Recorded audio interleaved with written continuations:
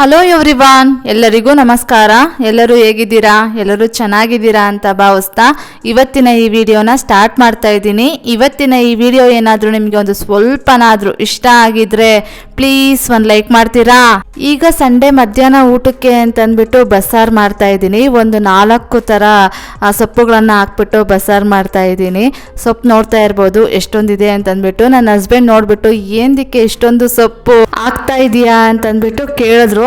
ನಾನು ಸೊಪ್ಪು ನೋಡೋದಕ್ಕೆ ಜಾಸ್ತಿ ಇದೆ, ಬೆಂದ ಮೇಲೆ ತೋರಿಸ್ತೀನಿ ಇರಿ ಎಷ್ಟು ಚಿಕ್ಕದಾಗಿ ಆಗುತ್ತೆ ಅಂತಂದ್ಬಿಟ್ಟು ಹೇಳ್ತಾ ಇದ್ದೆ.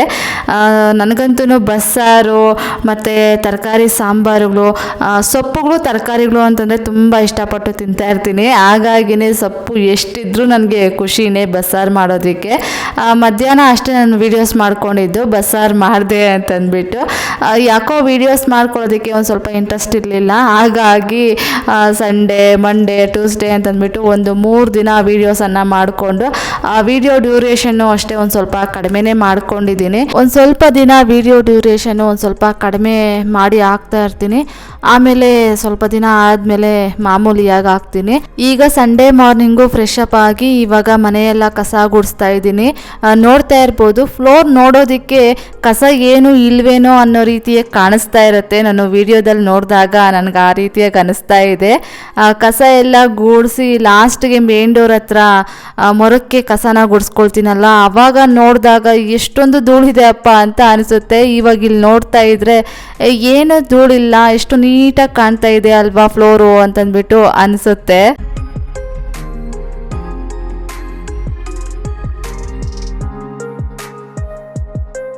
ಹಾಗೆ ಇನ್ನು ನಾನು ತಮ್ನೇಲಲ್ಲಿ ಹಾಕಿರೋ ಹಾಗೆ ಲಾಸ್ಟು ಒಂದು 5-6 ಮಂತ್ಸ್ ಬ್ಯಾಕ್ ಏನೋ ನಾನು ಒಂದು ವಿಡಿಯೋ ಹಾಕಿದ್ದೆ. ಸ್ವಂತ ಮನೆ ಆದರೂ ಸಹಿತ ನಾವು ಬಾಡಿಗೆ ಕಟ್ಟಿದಂಗೆ ಒಂದು 6,500 ರೂಪಾಯಿಯನ್ನು ಕಟ್ತಾ ಇದ್ದೀವಿ ಅಂತಂದ್ಬಿಟ್ಟು. ಅದು ಏನು ಅಂತಂದರೆ ಬ್ಯಾಂಕಲ್ಲಿ ಗೋಲ್ಡನ್ನು ಇಟ್ಟಿದ್ವಲ್ವ ಈ ಮನೆ ತೊಗೊಳೋದಕ್ಕೆ, ಅದಕ್ಕೆ ಇಂಟ್ರೆಸ್ಟು ಅಂತಂದ್ಬಿಟ್ಟು ಪ್ರತಿ ತಿಂಗಳು 6,500 ಅಂತ ಬರ್ತಾ ಇತ್ತು. ಆದರೆ ಇಯರ್ಲಿ ಒಂದ್ಸಲನೇ ನಾವು ಇಂಟ್ರೆಸ್ಟನ್ನು ಪೇ ಮಾಡ್ತಾ ಇದ್ದಿದ್ದು. ಲಾಸ್ಟ್ ಮಂತು ನಾವು ಒಂದು ಸ್ವಲ್ಪ ಗೋಲ್ಡ್ ಜ್ಯುವೆಲರಿನೆಲ್ಲ ಬಿಡಿಸ್ಕೊಂಡ್ವಲ್ವ, ಆವಾಗ ನಮಗೆ ಇಂಟ್ರೆಸ್ಟ್ ಅಮೌಂಟ್ ಅನ್ನೋದು ಕಡಿಮೆ ಆಗಿದೆ. ಇವಾಗ ಮಂತ್ಲಿ ನಮಗೆ ಇಂಟ್ರೆಸ್ಟ್ ಅಮೌಂಟ್ ಅನ್ನೋದು 4,000 ಆಗಿದೆ. 2,500 ಅಷ್ಟು ನಮಗೆ ಸೇವ್ ಆಗಿದೆ. ಆ ಒಂದು ಅಮೌಂಟ್ ಇವಾಗ ನಮಗೆ ನಮ್ಮ ಮನೆ ಮೇಂಟೆನೆನ್ಸ್ಗೆ ಅಂತಂದ್ಬಿಟ್ಟು 3,600 ರೂಪಾಯಿ ಪೇ ಮಾಡ್ತೀವಲ್ವಾ, ಇವಾಗ 2,500 ರುಪೀಸ್ ಅಷ್ಟು ಸೇವ್ ಆಗಿರೋದ್ರಿಂದ ಇನ್ನು 1,100 ಅಷ್ಟು ಹಾಕಿದ್ರೆ ಆಯ್ತಲ್ವಾ, ಮೇಂಟೆನೆನ್ಸ್ಗೆ ಆಗುತ್ತೆ. ಇನ್ನು ಸ್ವಲ್ಪ ದಿನ ಆದಮೇಲೆ ಆ ಒಂದು ಗೋಲ್ಡ್ ಜ್ಯುವೆಲರಿನೂ ಬಿಡಿಸ್ಕೊಂಡ್ಬಿಟ್ರೆ ಮನೆ ಮೇಂಟೆನೆನ್ಸ್ಗಾಗಿರ್ಬೋದು, ಆಮೇಲೆ ಕರೆಂಟ್ ಬಿಲ್ಗಾಗಿರ್ಬೋದು, ಫೋನ್ಸ್ ಬಿಲ್ಲು ಮತ್ತು ವೈಫೈ ಬಿಲ್ಲು ಇದನ್ನೆಲ್ಲ ನಾವು ಪೇ ಮಾಡ್ಕೊಳ್ಬೋದು.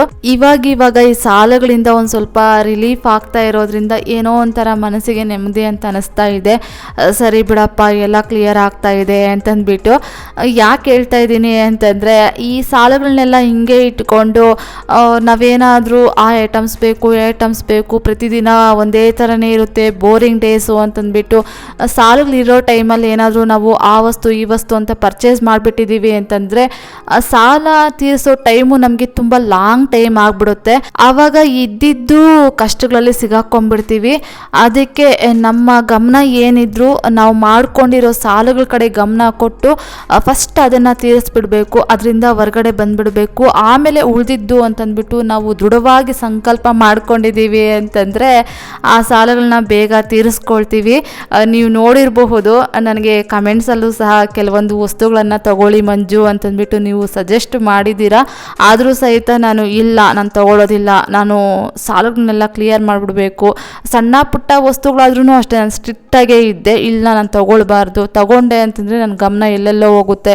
ಈ ವಸ್ತು ತೊಗೊಂಡಿದ್ದಾದಮೇಲೆ ಅದಿಲ್ಲ, ಆ ವಸ್ತು ತೊಗೊಳ್ಳೋಣ ಅಂತಂದ್ಬಿಟ್ಟು ಹಿಂಗೆ ಗಮನ ಹೋಗ್ಬಿಡುತ್ತೆ. ನನ್ನ ಗಮನ ಎಲ್ಲೂ ಹೋಗೋದಕ್ಕೆ ಬಿಡಬಾರ್ದು ಅಂತಂದ್ಬಿಟ್ಟು ನಾನು ನನ್ನ ಗಮನನ ಒಂದೇ ಕಡೆ ಫೋಕಸ್ ಮಾಡಿಕೊಂಡು ಏನು ತಗೊಂಡ್ಲೇ ಇಲ್ಲ. ಆಲ್ಮೋಸ್ಟು 1.5 ಇಯರ್ ಆಗ್ತಾ ಬರ್ತಾ ಇದೆ. ಇನ್ನೊಂದು 6 ಮಂತ್ಸ್ ಹಂಗೋ ಹಿಂಗೋ ಕಷ್ಟಪಟ್ಬಿಟ್ರೆ ಅದನ್ನು ಕ್ಲಿಯರ್ ಮಾಡ್ಕೊಂಡ್ಬಿಡ್ತೀವಿ. ಅದಾದಮೇಲೆ ರಿಲೀಫಾಗಿ ನೆಮ್ಮದಿಯಾಗಿ ಉಸಿರಾಡಿ ಆಮೇಲೆ ಮುಂದಿನ ಹೆಜ್ಜೆಗಳನ್ನು ಇಟ್ಕೊಂಡು ಹೋಗೋಣ ಅಂತ ಅಂದ್ಕೊಂಡಿದ್ದೀವಿ. ಈ ಸಾಲಗಳು ಸಹವಾಸನೇ ಹಿಂಗಿರುತ್ತೆ, ಬೇಡಪ್ಪ ಬೇಡ ಅಂತ ಅನಿಸ್ಬಿಡುತ್ತೆ. ನೀವು ನನ್ನ ಕೇಳ್ಬೋದು, ಈ ಥರ ಲೈಫ್ ಲೀಡ್ ಮಾಡ್ತಾ ಇರಬೇಕಾದ್ರೆ ನಿಮ್ಗೇನು ಕಷ್ಟ ಆಗಲಿಲ್ವಾ ಮಂಜು, ಆಮೇಲೆ ಸಂಕಟ ನೋವು ಏನೂ ಆಗಲಿಲ್ವಾ ಮಂಜು ಅಂತಂದ್ಬಿಟ್ಟು ಕೇಳ್ಬೋದು. ಹೇಳೋದು ಈಸಿನೇ, ಅದನ್ನು ಫಾಲೋ ಮಾಡ್ತೀವಲ್ವ ತುಂಬ ಅಂದರೆ ತುಂಬಾ ಕಷ್ಟ. ಆದರೆ ಸ್ಟ್ರಿಕ್ಟಾಗಿ ನಾವೇನು ಮಾಡ್ಕೊಂಡಿರ್ತೀವೋ ಆ ಸಾಲುಗಳ ಕಡೆ ಗಮನ ಕೊಟ್ರೇ ಅದು ಬೇಗ ತೀರೋದಕ್ಕೆ ಸಾಧ್ಯ ಆಗುತ್ತೆ. ಇಲ್ಲ ಅಂತಂದರೆ ತುಂಬಾ ಕಷ್ಟ ಆಗುತ್ತೆ. ಯಾಕಂದರೆ ಈ ಮಂತ್ಲಿ ಸ್ಯಾಲ್ರಿ ಬರೋರು ಒಂದು ಸ್ವಲ್ಪ ಹಂಗೋ ಹಿಂಗೋ ನಡ್ಸ್ಕೊಂಡು ಹೋಗ್ಬೋದು. ಮಂತ್ಲಿ ಸ್ಯಾಲ್ರಿ ಬರುತ್ತಲ್ವ, ನಮ್ಮ ಕಮಿಟ್ಮೆಂಟ್ಸ್ ಏನಿರುತ್ತೋ ಅಷ್ಟು ಕ್ಲಿಯರ್ ಮಾಡಿಕೊಂಡು ಇನ್ನು ಉಳಿದಿದ್ದ ದುಡ್ಡಲ್ಲಿ ನಾವು ಏನು ಬೇಕೋ ಅದನ್ನು, ಅಂದರೆ ನಮಗೆ ಅವಶ್ಯಕತೆ ಇರೋ ವಸ್ತುಗಳನ್ನು ತಗೊಳ್ಬೋದು. ಆದರೆ ಈ ಓನ್ ಬಿಸ್ನೆಸ್ ಮಾಡೋರಿಗೆ ಆ ರೀತಿಯಾಗಿ ಇರೋದಿಲ್ಲ. ನನ್ನ ಪರಿಸ್ಥಿತಿನ ನಾನು ಹೇಳ್ತಾ ಇದ್ದೀನಿ, ಓನ್ ಬಿಸ್ನೆಸ್ ಮಾಡೋರ ಪರಿಸ್ಥಿತಿ ಹೆಂಗಿರುತ್ತೆ ಅಂತಂದ್ಬಿಟ್ಟು. 1 ಮಂತ್ ಬರುತ್ತೆ, 1 ಮಂತ್ ಬರೋದಿಲ್ಲ.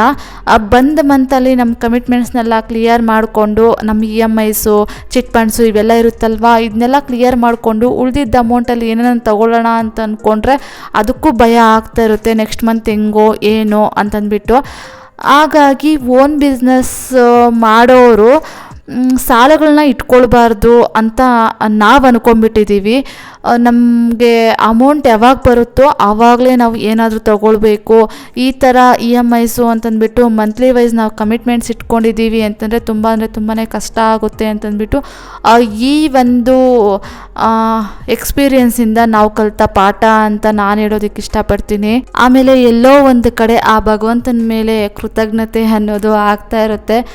ಸಾಕಪ್ಪ ಸಾಕು, ಒಂದು ಪುಟ್ಟಗೂಡು ಅಂತ ಮಾಡಿಕೊಟ್ಟಿದ್ದೀಯಾ, ಇನ್ನು ಮುಂದಕ್ಕೆ ಇರೋದ್ರಲ್ಲಿ ನಾವು ಕಾಲ ಹಾಕ್ಕೊಂಡು ಹೋಗ್ತೀವಿ, ಸಾಕು ಈ ಸಮಸ್ಯೆಗಳಿಂದ ಹೊರಗಡೆ ಹಾಕ್ಬಿಡು ಅಂತಂದ್ಬಿಟ್ಟು ಯಾವಾಗಲೂ ನಾನು ಕೇಳ್ಕೊಳ್ತಾನೇ ಇದ್ದೆ. ಸುಮಾರು ಒಂದು 2 ವರ್ಷದಿಂದ ಈ ಮನೆ ತಗೊಂಡಿದ್ದಾದಮೇಲೆ 1 ಮಂತಿಂದನೂ ನಾನು ಕೇಳ್ಕೊಳ್ತಾನೆ ಇದ್ದೆ. ಮಾಡಿಬಿಡ್ತಾ ಇದ್ದೀವಿ, ಆದರೆ ಬೇಗ ಈ ಸಮಸ್ಯೆಗಳಿಂದ ಹೊರಗಡೆ ಹಾಕಪ್ಪ ಅಂತ ಪ್ರತಿದಿನ ಕೇಳ್ಕೊಳ್ತಾ ಇದ್ದೆ. ಆ ಒಂದು ಸಿಚುವೇಶನಲ್ಲಿ ಇರ್ತಾರಲ್ವ, ಅವ್ರಿಗೆ ಗೊತ್ತಿರುತ್ತೆ ಆ ಕಷ್ಟಗಳು ಏನು ಅಂತಂದ್ಬಿಟ್ಟು. ತುಂಬ ಅಂದರೆ ತುಂಬಾ ಇರುತ್ತೆ. ಆ ಒಂದು ಕಮಿಟ್ಮೆಂಟ್ಸ್ ಇಟ್ಕೊಂಡಿದ್ದೀವಿ ಅಂತಂದರೆ, ಏನೂ ಕಮಿಟ್ಮೆಂಟ್ಸ್ ಇಲ್ಲದೆ ಇದ್ದವರೇ ಈಗಿನ ಕಾಲಕ್ಕೆ ಶ್ರೀಮಂತರು ಅಂತ ನಾನು ಹೇಳೋದಕ್ಕೆ ಇಷ್ಟಪಡ್ತೀನಿ. ಅದೇನೋ ಹೇಳ್ತಾರಲ್ವಾ, ಇರೋದಕ್ಕೊಂದು ಸ್ವಂತ ಪುಟ್ಟ ಗೂಡು, ಆಮೇಲೆ ಹೊಟ್ಟೆ ತುಂಬ ಊಟ, ಏನು ಸಾಲುಗಳಿಲ್ಲದೆ ಆರೋಗ್ಯವಾಗಿದ್ದಾರೆ ಅಂತಂದರೆ ಈಗಿನ ಕಾಲಕ್ಕೆ ಅವರೇ ದೊಡ್ಡ ಶ್ರೀಮಂತರು ಅಂತಂದ್ಬಿಟ್ಟು ನಾನು ಹೇಳೋದಕ್ಕೆ ಇಷ್ಟಪಡ್ತೀನಿ. ಜೀವನದಲ್ಲಿ ಒಬ್ಬ ಮನುಷ್ಯನಿಗೆ ಇಷ್ಟೇ ಬೇಕಾಗಿರೋದು, ಇನ್ನೇನಂದರೆ ಏನೂ ಇಲ್ಲ ಈ ಒಂದು ಭೂಮಿ ಮೇಲೆ ಅಂತಂದ್ಬಿಟ್ಟು ನಾನು ಅಂದ್ಕೊಂಡ್ಬಿಟ್ಟಿದ್ದೀನಿ. ನಿಜವಾಗ್ಲೂ ನನ್ನ ಮದುವೆ ಆಗಿ ಬೆಂಗಳೂರಿಗೆ ಬಂದ ಮೇಲೆ ನನ್ನ ಅನುಭವದ ಮಾತೇನು ಅಂತಂದರೆ, ಬೆಂಗಳೂರಲ್ಲಿ ಒಂದು ಮನೆ ಇಲ್ಲ ಅಂತಂದರೆ ನಿಜ ಜೀವನ ಮಾಡೋದು ತುಂಬ ಅಂದರೆ ತುಂಬಾ ಕಷ್ಟ. ಬಾಡಿಗೆ ಮನೆಯಲ್ಲಿದ್ದೀವಿ ಅಂತಂದರೆ ಅವರು ಹೇಳ್ದಂಗೆ ನಾವು ಕೇಳಬೇಕು. ಖಾಲಿ ಮಾಡಿ ಅಂತಂದಾಗ ಖಾಲಿ ಮಾಡಬೇಕು, ಬಾಡಿಗೆ ಜಾಸ್ತಿ ಆಯಿತು ಅಂದಾಗ ಬಾಡಿಗೆ ಜಾಸ್ತಿ ಕೊಡಬೇಕು. ಇನ್ನು ಲೀಸ್ ಮನೆಗೆ ಹೋಗಿದ್ದೀವಿ ಅಂತಂದರೆ 2 ವರ್ಷನೋ 3 ವರ್ಷನೋ ಟೈಮ್ ಕೊಡ್ತಾರೆ. ಮತ್ತು ಆ ಮನೆಯಲ್ಲಿರೋ ಟೈಮ್ ಮುಗ್ದಿದ್ದಾದಮೇಲೆ ಬೇರೆ ಮನೆ ಹುಡ್ಕೋ ಪ್ರಯತ್ನ ಮಾಡಬೇಕು. ಆಮೇಲೆ ಇನ್ನೊಂದೇನು ಅಂತಂದರೆ, ನಾವು ಲೀಸ್ಗೆ ಅಂತ ಅಮೌಂಟ್ ಕೊಟ್ಟಿರ್ತೀವಲ್ವ, ಅದು ಓನರ್ ರಿಟರ್ನ್ ಮಾಡ್ತಾರೋ ಇಲ್ವೋ ಅದೊಂದು ಭಯ ಕಾಡ್ತಾ ಇರುತ್ತೆ. ಕಷ್ಟಪಟ್ಟು ರುಪಿ ಸೇರಿಸಿ ಆ ಒಂದು ದುಡ್ಡನ್ನು ಓನರ್ಸ್ಗೆ ಕೊಟ್ಟಿರ್ತೀವಿ, ಅವ್ರು ರಿಟರ್ನ್ ಕೊಡ್ತಾರೋ ಇಲ್ವೋ ಅಷ್ಟೊಂದು ಬಿಗ್ ಅಮೌಂಟ್ನ ಅಂತಂದ್ಬಿಟ್ಟು ಅದೊಂದು ಭಯ ಆಗ್ತಾ ಇರುತ್ತೆ. ಈ ಥರ ತುಂಬ ಅಂದರೆ ತುಂಬಾ ಪ್ರಾಬ್ಲಮ್ಸ್ ಇರುತ್ತೆ ಮನೆ ಇಲ್ಲ ಅಂತಂದರೆ. ಅದಕ್ಕೆ ಆ ಭಗವಂತನಿಗೆ ನಾನು ಯಾವಾಗಲೂ ಥ್ಯಾಂಕ್ಸ್ ಹೇಳ್ತಾ ಇರ್ತೀನಿ. ಈ ಒಂದು ಪುಟ್ಟ ಗೂಡು ಮಾಡಿಕೊಟ್ಟಿದ್ದೀಯಲ್ವಪ್ಪ, ಸಾಕಪ್ಪ ಇನ್ನು ಜೀವನಕ್ಕೆ ಅಂತಂದ್ಬಿಟ್ಟು ತುಂಬ ಕೃತಜ್ಞತೆಯಿಂದ ದೇವರನ್ನು ನೋಡಿ ನಮಸ್ಕಾರ ಮಾಡ್ಕೊಳ್ತಾ ಇರ್ತೀನಿ. ಇನ್ನು ಬನ್ನಿ, ವಿಡಿಯೋ ತುಂಬ ದೂರನೇ ಬಂದುಬಿಟ್ಟಿದೆ. ಮಂಡೇ ಮಾರ್ನಿಂಗ್ ಮನೆಯೆಲ್ಲ ಕಸ ಗುಡಿಸಿದ್ದಾದಮೇಲೆ ಇನ್ನು ಬೆಳಗ್ಗೆ ತಿಂಡಿಗೆ ಅಂತಂದ್ಬಿಟ್ಟು ಬಸ್ಸಾರು ಸೊಪ್ಪು ಇದೆಲ್ಲ ಇತ್ತು.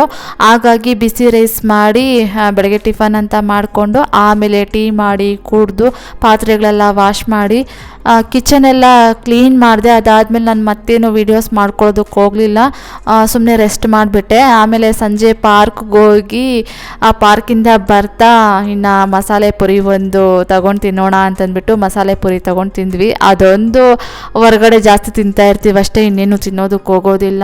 ನೆಕ್ಸ್ಟ್ ಈಗ ಮಂಗಳವಾರ ಬೆಳಗ್ಗೆನೆ ನಾನು ಸಾಂಬಾರು ಮತ್ತು ರೈಸ್ ಎಲ್ಲ ಮಾಡಿಟ್ಬಿಡೋಣ, ಇವತ್ತೊಂದು ಸ್ವಲ್ಪ ಕೆಲಸಗಳಿದೆ ಅಂತಂದ್ಬಿಟ್ಟು ಬೆಳಗ್ಗೆನೆ ಸಾಂಬಾರು ಮಾಡ್ತಾಯಿದ್ದೀನಿ. ಹೀರೆಕಾಯಿ ಸಾಂಬಾರು ಮಾಡ್ತಾಯಿದ್ದೀನಿ. ಲಾಸ್ಟ್ ಟೈಮ್ ಒಂದು ಸಲ ತೋರಿಸಿದ್ನಲ್ವ ಹೀರೆಕಾಯಿ ಸಾಂಬಾರು, ಅದೇ ರೀತಿಯಾಗಿಯೇ ಮಾಡ್ತಾಯಿದ್ದೀನಿ.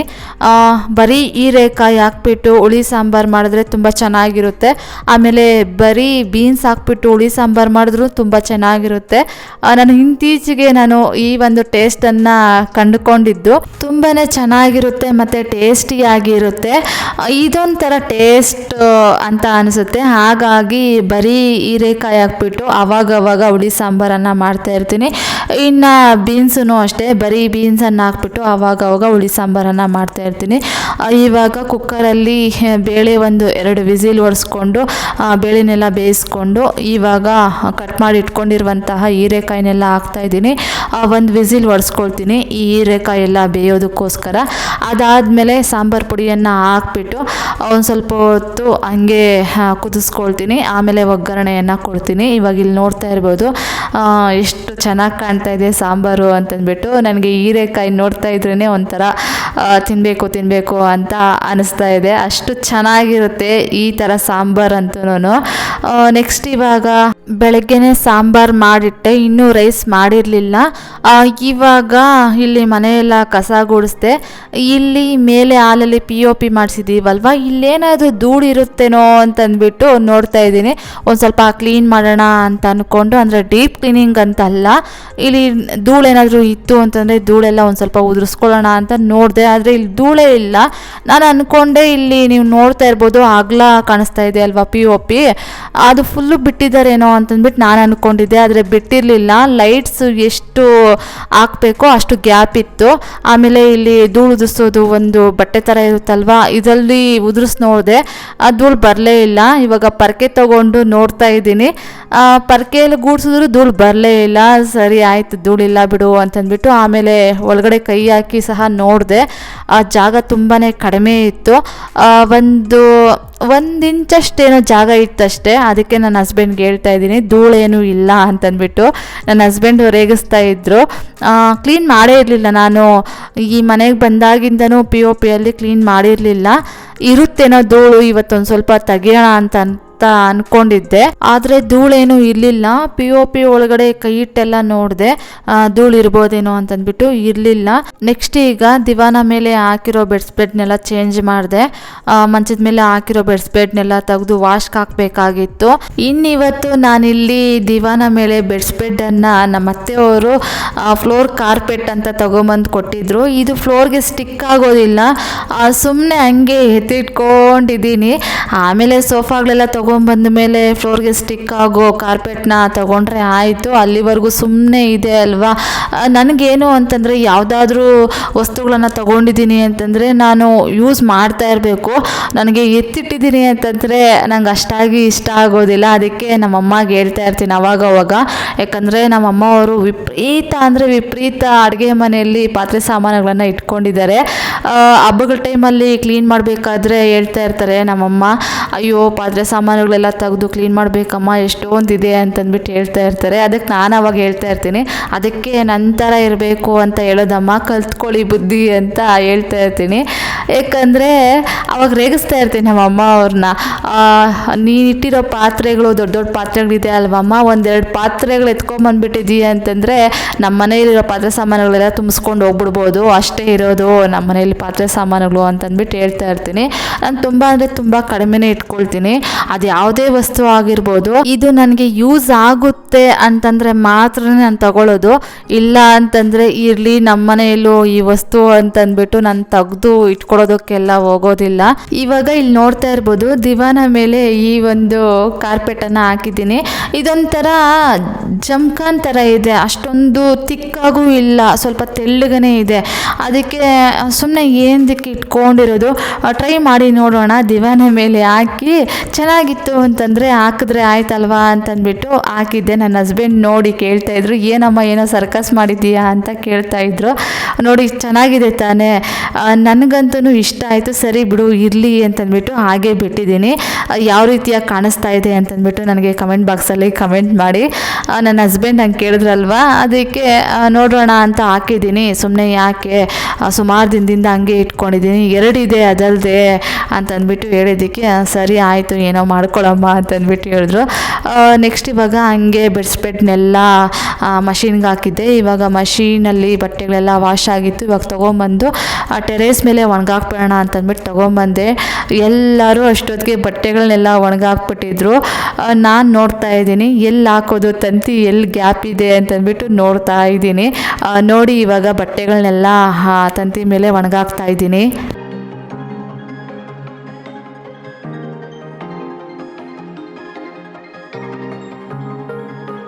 ಹಾಗೆ ರೇಷು ಅಮರ್ ಅವರು ಕಮೆಂಟ್ ಮಾಡಿದರು, ಈ ಮಂತ್ 15ಗೆ ನನ್ನ ಹಸ್ಬೆಂಡ್ ಬರ್ತ್ಡೇ ಇದೆ ಅಕ್ಕ, ವಿಶ್ ಮಾಡಿ ಅಕ್ಕ ಅಂತಂದ್ಬಿಟ್ಟು. Many more happy returns of the day Amar ಅಣ್ಣ. ಆ ದೇವರು ನಿಮಗೆ ಒಳ್ಳೆ ಆರೋಗ್ಯ, ಆಯುಷು ಮತ್ತು ಸಕಲ ಅಷ್ಟೈಶ್ವರ್ಯಗಳನ್ನು ಕೊಟ್ಟು ನೀವು ಯಾವಾಗಲೂ ಜೀವನದಲ್ಲಿ ಖುಷಿಯಾಗಿರಲಿ ಅಂತಂದ್ಬಿಟ್ಟು ಆ ದೇವರಲ್ಲಿ ನಾನು ಕೇಳ್ಕೊಳ್ತೀನಿ ಅಣ್ಣ.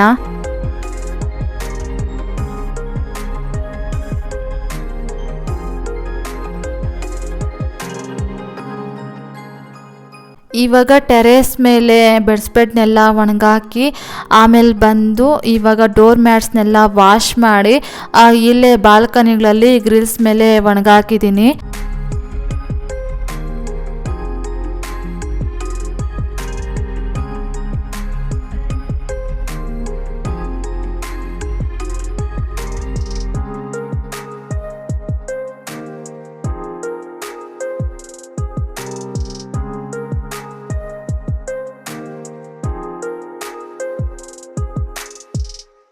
ನೆಕ್ಸ್ಟ್ ಈಗ ಸಂಜೆ ಪಾರ್ಕಿಗೆ ಬಂದ್ವಿ. ಇಲ್ಲಿ ನೋಡ್ತಾ ಇರ್ಬೋದು, ಇದು ವೈಟ್ ಬಾತುಕೋಳಿಗಳು. ಇಲ್ಲಿ ಏನೋ ಗೌರ್ಮೆಂಟ್ ಆಫೀಸ್ ಇರ್ಬೋದು. ಪಾರ್ಕ್ ಪಕ್ಕದಲ್ಲಿ ಕೋಳಿಗಳು, ಬಾತುಕೋಳಿಗಳು ತುಂಬ ಸಾಕಿದ್ದಾರೆ. ಇಲ್ಲಿ ನೋಡ್ತಾ ಇರ್ಬೋದು ಇಷ್ಟೊಂದು ಬಾತುಕೋಳಿಗಳಿದೆ ಅಂತಂದರೆ ವೈಟ್ ಕಲರ್ದು ತುಂಬಾ ಇತ್ತು. ಹಾಗೆ ಒಂದು ವಿಡಿಯೋ ಮಾಡಿಕೊಂಡೆ, ನೋಡೋದಕ್ಕೆ ತುಂಬ ಚೆನ್ನಾಗಿ ಕಾಣ್ತಾ ಇದೆ ಅಂತಂದ್ಬಿಟ್ಟು. ಕೆರೆಯಲ್ಲಿ ನೋಡಿದ್ರೆ ಒಂಥರ ಏನಂತಾರೆ, ಯಾವ ಬೂದು ಬಣ್ಣದ್ದು ಬಾತುಕೋಳಿಗಳೇನೋ ಇದೆ. ಇಲ್ಲಿ ವೈಟ್ ಕಲರ್ದು ಸುಮಾರಷ್ಟಿದೆ. ಎಷ್ಟೊಂದು ಮಲಗಿತ್ತು ಅಂತಂದರೆ ಸುಮಾರಷ್ಟು ಬಾತುಕೋಳಿಗಳು ಮಲಗಿತ್ತು. ಇವಾಗ ಪಾರ್ಕಲ್ಲಿ ಒಂದು ರೌಂಡ್ ಹಾಕಿ ಅದಾದಮೇಲೆ ಇವಾಗ ಒಂದು 5:45 ಹಂಗೆ ಇನ್ನು ಮನೆಗೆ ಬರ್ತಾ ಇದ್ದೀವಿ.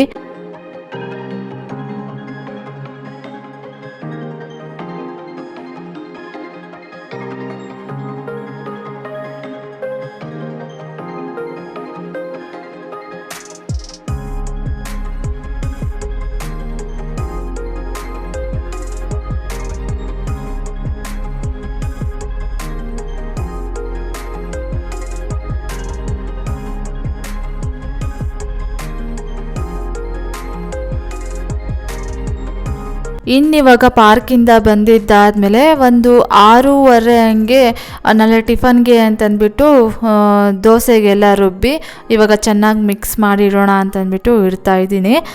ಇದಾಗಿತ್ತು ಫ್ರೆಂಡ್ಸ್ ಇವತ್ತಿನ ಈ ವಿಡಿಯೋ ಏನಾದರೂ ನಿಮಗೆ ಒಂದು ಸ್ವಲ್ಪನಾದರೂ ಇಷ್ಟ ಆಗಿದ್ರೆ, ಮೋಟಿವೇಶನ್ ಅನಿಸಿದರೆ please do like, share, comment and subscribe to my channel. Thank you for watching my video. Have a nice day. Bye.